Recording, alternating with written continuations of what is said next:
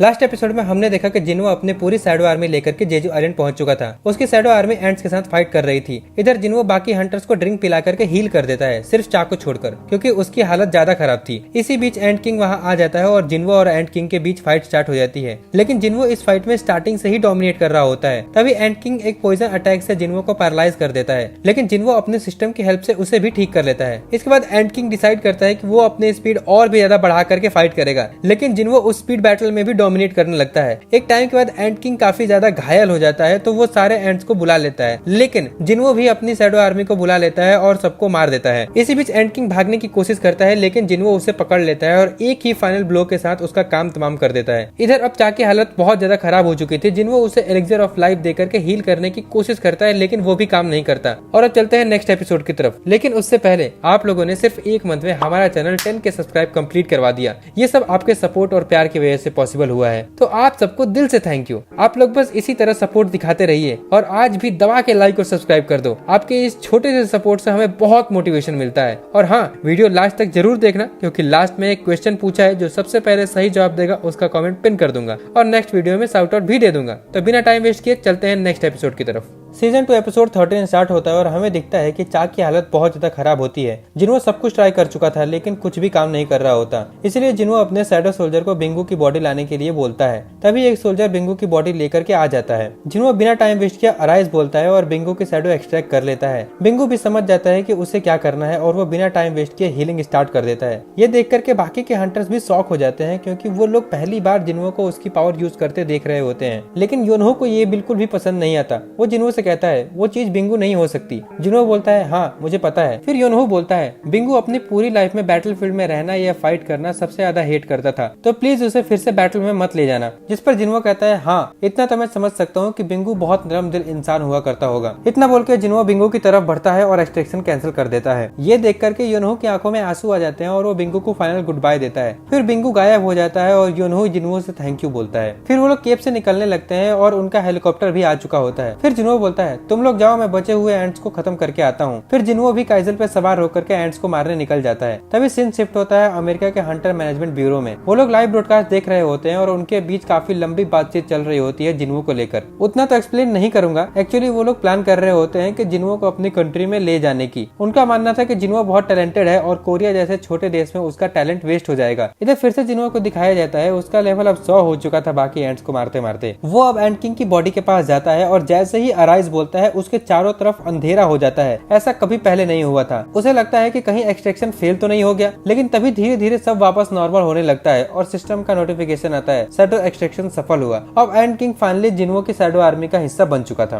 वो नोटिस करता है कि एंट किंग का रैंक जनरल होता है, जो उसके लिए काफी सरप्राइजिंग होता है, क्योंकि अब तक उसके शैडो आर्मी में हाईएस्ट रैंक इलाइट नाइट था, जो एग्रिस का था। जिन्हो समझ जाता है कि एंट किंग उसके अब तक के सबसे स्ट्रॉन्ग शैडो सोल्जर है। फिर जिन्हो एंट क्वीन की शैडो एक्सट्रैक्ट करने जा रहा होता है, तभी पीछे से आवाज आती है माय किंग प्लीज मुझे एक नाम दो। जिन्हो शॉक हो जाता है ये देख करके कि एंट किंग की शैडो बनने के बाद भी बोल सकता है। एक्चुअली एंट किंग की रैंक जनरल है, इस वजह से वो बोल सकता है। जनरल से लोअर रैंक वाले शैडो सोल्जर्स बोल नहीं सकते। चूंकि वो बोल सकता है तो जिन्हो उससे पूछता है मैंने तुम्हें मारा है, फिर भी क्या तुम मेरे लिए लॉयल रहोगे? जिस पे एंट किंग कहता है मैं मरा नहीं हूँ, आपने मुझे एक नया जीवन दान दिया है और मैं अपनी आखिरी सांस तक आपको फॉलो करूंगा। फिर वो दोबारा जिन्हो से अपने नाम को रखने के लिए बोलता है। जिन्हो सोचता है और उसका नाम बेरू रख देता है। वैसे आप लोगों को पता है क्या कि जिन्हो ने उसका नाम बेरू ही क्यों रखा है? अगर आपको पता है तो कमेंट में जरूर बताना। अब जिन्हो दोबारा एंट क्वीन की शैडो एक्सट्रैक्ट करने जाता है और अराइज बोलता है। एंट क्वीन की शैडो एक्सट्रैक्ट हो जाती है और उसकी भी रैंक जनरल होती है, लेकिन जिन्हो नोटिस करता है कि एंट क्वीन के एक्सट्रैक्शन होने के बाद बाकी के शैडो एंट्स के साथ उसका कनेक्शन वीक होने लगता है। वो तुरंत पेरू से पूछता है क्या तुम्हें पता है कि ये सब क्या हो रहा है? पेरू एक्सप्लेन करता है एंट क्वीन की मेन एबिलिटी अपनी कॉलोनी को कंट्रोल करना और रिप्रोडक्शन है,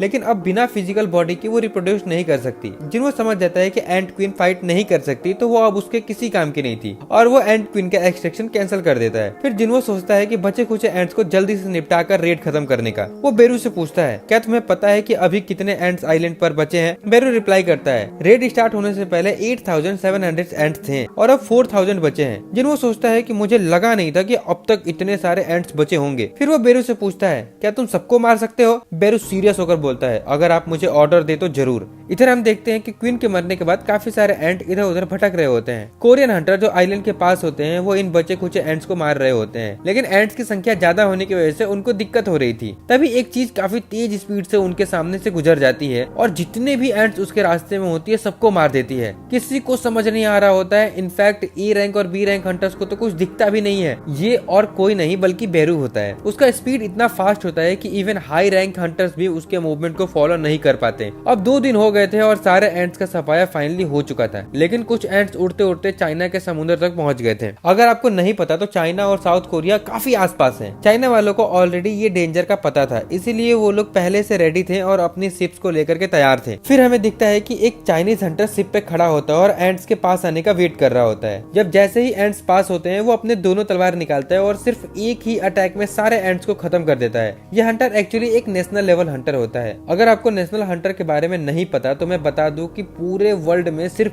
5 नेशनल लेवल हंटर हैं। उनका पावर इतना ज्यादा स्ट्रांग होता है कि एस रैंक हंटर भी उनके सामने कुछ नहीं है, और ये हंटर उन्हीं 5 में से एक है। अगर आपको इसका नाम पता है तो कमेंट में जरूर बताना। अब सीन शिफ्ट होता है अमेरिका में, जहाँ हमें एक और नेशनल लेवल हंटर दिखता है, थॉमस एंड्रे। ये कोई आम हंटर नहीं होता, ये करेंटली वर्ल्ड का सबसे पावरफुल हंटर होता है। आपने हुआंग डोंगसू का तो नाम सुना होगा, जो एक एस रैंक हंटर है जिसके भाई को जिन्हों ने सीजन 1 में मार दिया था। तब से वो जिन्हों के पीछे पड़ा है। तो actually Huang Dongsu Thomas Andre के गिल्ड का मेंबर था, और थॉमस एंड्रो अपने मैनेजर से बात कर रहा होता है और बोलता है कि डोंगसू हमारे गिल्ड का हंटर है। अगर किसी ने मेरे हंटर को छुआ भी तो मैं उसको नहीं छोड़ूंगा, चाहे वो अमेरिकन गवर्नमेंट ही क्यों ना हो। अब आगे बढ़ने से पहले एक सवाल मेरे मन में आया अभी जस्ट, व्हाट इफ थॉमस एंड्रो और बेरू की फाइट होती? आपको क्या लगता है, थॉमस एंड्रे बेरू को इजीली हरा सकता था या फिर दोनों के बीच में बराबरी की टक्कर होती? आपको क्या लगता है, अपना ओपिनियन कमेंट में जरूर बताना। खैर, इसके बाद सीन शिफ्ट होता है और हमें अब कोरियन माइनिंग टीम दिखाई देती है जो जेजू आइलैंड पर माना क्रिस्टल कलेक्ट करने आई है। उनके साथ कुछ ए रैंक हंटर भी होते हैं ताकि अगर कोई एंट बचे हो तो उनसे डील कर सके। जब वो माना क्रिस्टल कलेक्ट कर रहे होते हैं तभी उन्हें एक अजीब सा इंसान दिखाई देता है। वो श्योर नहीं होते कि वो मॉन्स्टर है या इंसान, इसीलिए उसको वो रोकने की कोशिश करते हैं। तभी एक और मॉन्स्टर आ जाता है और जैसे ही वो चुटकी बजाता है जितने भी हंटर वहाँ होते हैं सब तुरंत बेहोश हो जाते हैं। एक्चुअली ये दोनों और कोई नहीं बल्कि एक बीस्ट मोनार्च और एक फ्रॉस्ट मोनार्च होते हैं। बीस्ट मोनार्च बोलता है ये उसकी पावर लग रही है। फ्रॉस्ट मोनार्च रिप्लाई करता है हाँ, बट मुझे ये समझ नहीं आ रहा है कि वो इंसानों की मदद क्यों कर रहा है। बीस्ट मोनार्च कहता है तो जाओ खुद जाके पूछ लो। फ्रॉस्ट मोनार्च बोलता है हम यहाँ सीन क्रिएट करने नहीं आए हैं, हमारा हंट अब भी जारी है। और इतना कह करके दोनों एक पोर्टल खोल करके वहाँ से चले जाते हैं।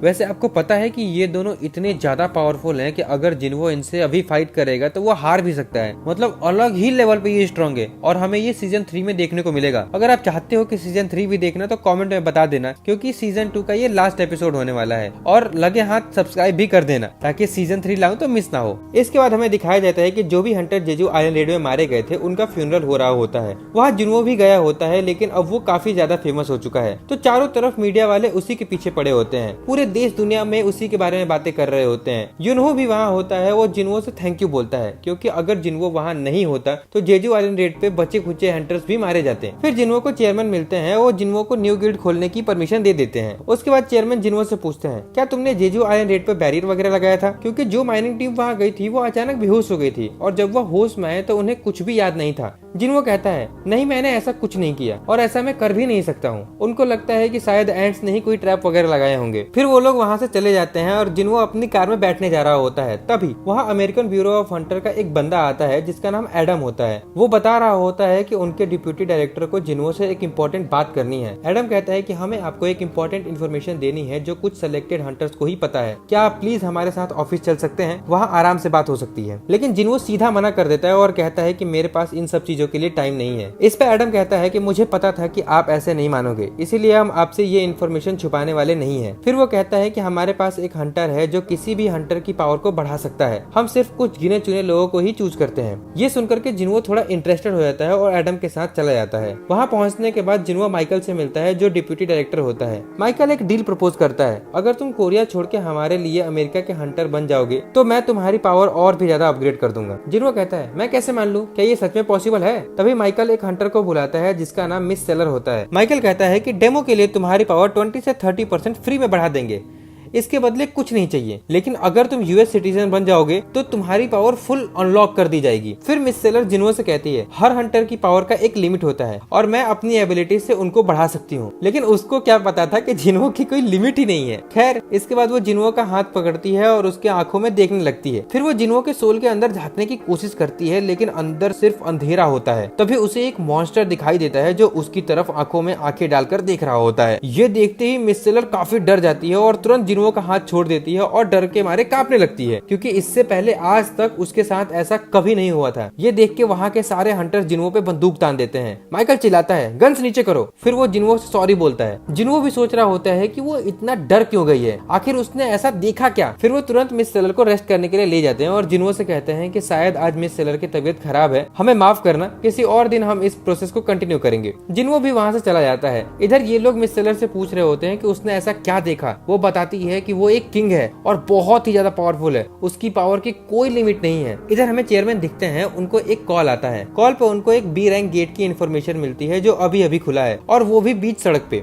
लेकिन उस एरिया में कोई हंटर अवेलेबल नहीं था, अगर किसी को बुलाते तो बहुत टाइम लग जाता। तभी उनको याद आता है कि उस एरिया में जिन्हो भी है। वो तुरंत जिन्हो को कॉल करते हैं और गेट की इन्फॉर्मेशन देते हैं और उसको वहां जाने के लिए बोलते हैं। जिन्हो बिना देरी किए तुरंत वहां चला जाता है। जैसे ही वो गेट के अंदर जाता है वो एक रेड गेट बन जाता है और गेट बंद हो जाता है और जिन्हो को भी समझ आ जाता है कि ये एक रेड गेट है। इसका मतलब ये है कि इस बार उसको थोड़ा और ज्यादा मेहनत करनी पड़ेगी। फिर बिना टाइम वेस्ट किए जिन्हो अपने शैडो आर्मी को बुला लेता है और एक एक करके सारे मॉन्स्टर को मारना शुरू कर देता है। फिर नरेटर बोल रहा होता है कि एक हंटर का जन्म सिर्फ हंट करने के लिए होता है, चाहे एनिमी कोई मॉन्स्टर हो या इंसान। उनको सावधानी से रहना होगा ताकि कोई दूसरे हंटर का शिकार ना हो जाए। खास करके हाई रैंक हंटर्स को और भी ज्यादा सतर्क रहना होगा, चाहे उन्हें हजारों हंट्स पे क्यों ना जाना पड़े। उनका हंट कभी खत्म नहीं होने वाला है। और इसी के साथ सीजन 2 का लास्ट एपिसोड खत्म हो जाता है। अगर आप चाहते हैं कि मैं सीजन 3 की एक्सप्लेनेशन भी कवर करूं तो सबसे पहले सब्सक्राइब कर लो और फिर कमेंट पे सीजन 3 लिख दो। सीजन 3 में हमें काफी मस्त मस्त फाइट देखने मिलेंगी, जैसे जिन्हो के डैड वर्सेस फ्रॉस्ट मोनार्च की fight, Jinho versus Dongsu, Jinho versus Thomas Andre और सबसे ज्यादा interesting fight Jinho versus architect,